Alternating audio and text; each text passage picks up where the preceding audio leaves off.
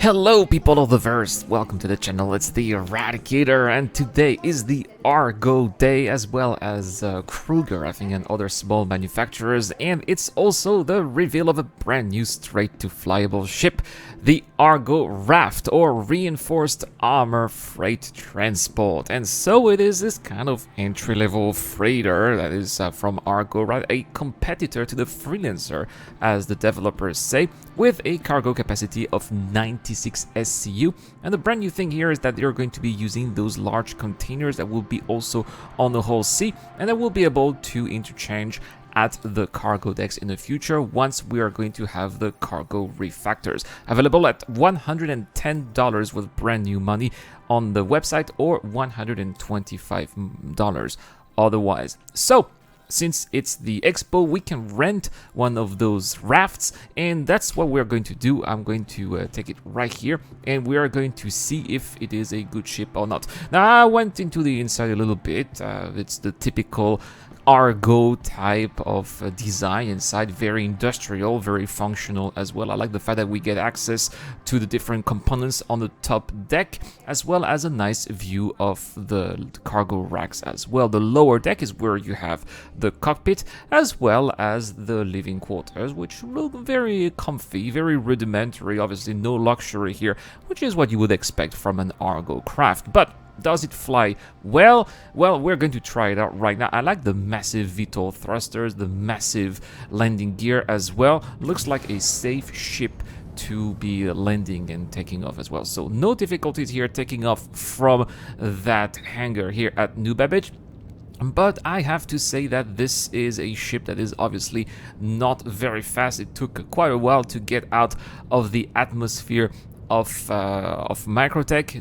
The top speed here, I was not able to get past the mark of 300 meters per second, which is not very fast, right? This is a ship that's probably going to be better in space than in atmosphere, although they do say that the massive VTOL thrusters do help in atmosphere, but it's not aerodynamic at all, so you're not going to be expecting any wonders for that. Now, also, we are going to go, for the purpose of this video, to Voila. We will go to Argo mining facility 045, which is where they are selling some agricium, which is, or laranite, anyway, some of those high tier commodities that we're going to be buying, and we'll be doing a little bit of trade, because obviously that's what this ship is for. And the first thing that I noticed is that it doesn't seem like the quantum drive is actually aligned with your vision. I think it's aligned with the middle of the ship, but since there are two seats, then there's a kind of a gap between what you are seeing and the way the quantum drive actually calibrates with its destination. So that's really, really weird, and it's actually off-centered. I wish that the devs could actually fix that, because it's really troublesome, and we're gonna see that later when we'll go back to Microtech.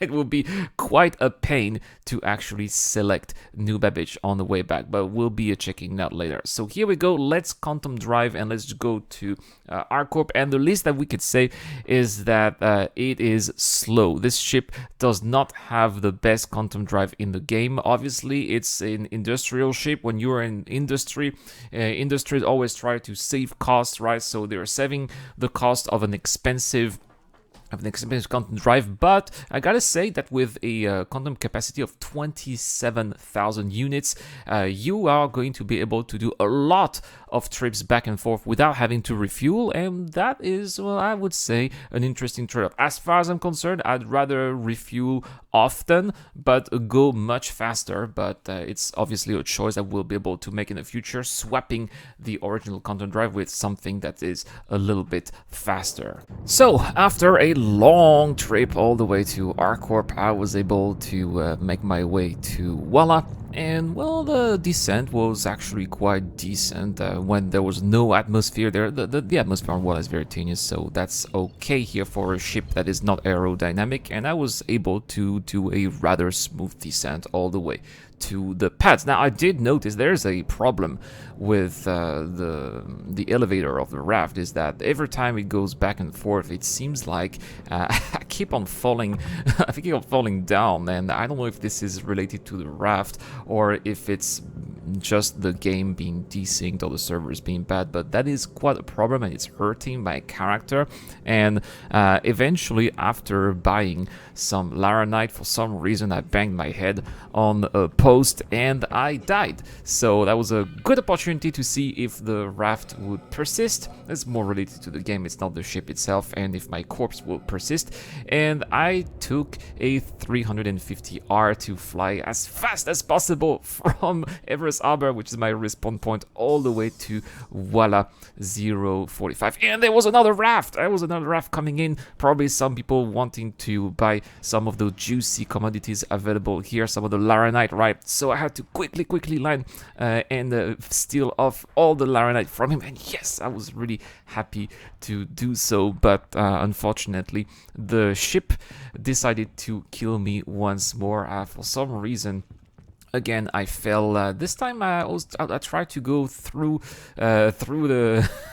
I tried to go inside the ship, but I was not able to. For some reason, it just didn't want to let me go inside the elevator, and I clipped through the pad, which killed me another time. And that is something that really started to stress, because I invested a lot of money out there in that ship, and I was just not able to get in.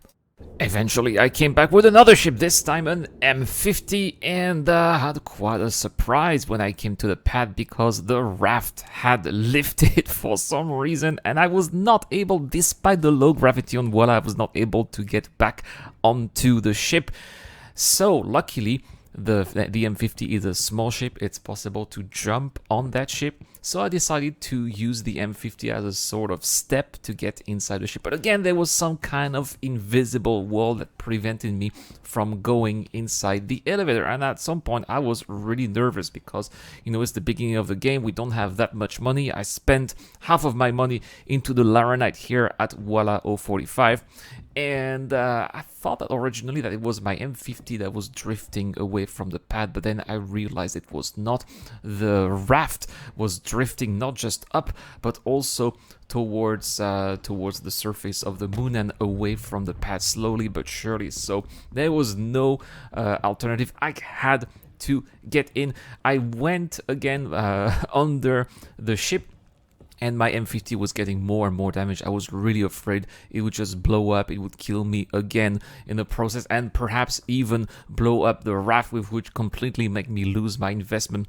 I was able to, again, for one last chance, get on the M50 and jumped again and again onto that elevator. Somehow I managed to glitch into the raft, and that is what got me into the ship. I was able to take off and go back to Microtech, and that was such a perilous adventure, so much for reliability, as the devs said in the last episode of Instart Star Citizen. No, that is not what I call reliable, sorry. And this is why I really cannot recommend the Argo RAFT in the current state that it is today. I think the devs still need to work on it, still needs to be hotfixed, maybe via a small patch, perhaps that would be ideal. But that is, I think, one of the risks, you know, when you are releasing a ship straight to flyable, you don't get this ship tested by EvoCaddy and backers in PTU. There's gonna be some bugs and glitches like this when they get straight into the live servers. I don't know, I'm not a big fan of this approach, but I suppose that CIG likes to surprise us, right? On the way back to Microtech, yeah, as you can see, it's a slow counter drive. I calculated it took 4 minutes and 45 seconds to travel from Microtech to Arco back and forth. Not ideal. That's 4 minutes and 45 seconds per trip, right? And again, as you can see, I thought that I was going to New Babbage, but I ended up at Everest Harbor. Trying to go back to New Babbage took a really long time, but eventually I was able to calibrate the content drive, go back to New Babbage. And again, I think that the VTOL thrusters are quite effective. It was a smooth landing back at the hangar after all those adventures, right? That is the least that I was expecting. And I was able to sell my cargo. Yay! I made 60,000 Alpha UEC in about 2 hours. Yeah, not so great. Definitely not the best use of my time. I could have made so much more money, even with probably a cutlass, right? At this point. So yeah, there we have it, guys. This is why I can't recommend the Argo RAFT right now, and I really hope that the devs are gonna work a little bit more on that to fix some of the bugs that are in the PU with this ship. But let me know in the comment section down below, guys, to get a chance to win a Prospector thanks to Amnodun. All you have to do is to subscribe and tell me if you have bought an Argo RAFT, or if you are interested, or if this video has convinced you not to get one and wait to see if it gets fixed or not. Also, if you are in my Discord channel via YouTube, join membership, or Patreon, there we also have 2 ships to give away, an Argo cargo thanks to Amniographus, and a massive Retaliator thanks to Dr. Forbin. I will see you guys tomorrow for more content on the channel. We've got the review of 3.15 coming up very soon, so be on the lookout for that. This is the Eradicator. I'll see you guys later. A huge shout out to everyone who's been helping me out on Patreon and via the YouTube joint membership program. Creating content on YouTube involves continuous circles of ups and downs, and it is when we are the lower parts of the curve that your help really motivates me to keep on going. Your contribution really does make a difference, which is why in return I try to give back by offering backers access to my private Discord channel, automatic access to exclusive giveaways, or answering your questions during the show. You can help me out with as little as $1 a month, and any help is greatly appreciated. Thank you very much for watching again. This is the Eradicator. I'll see you guys later.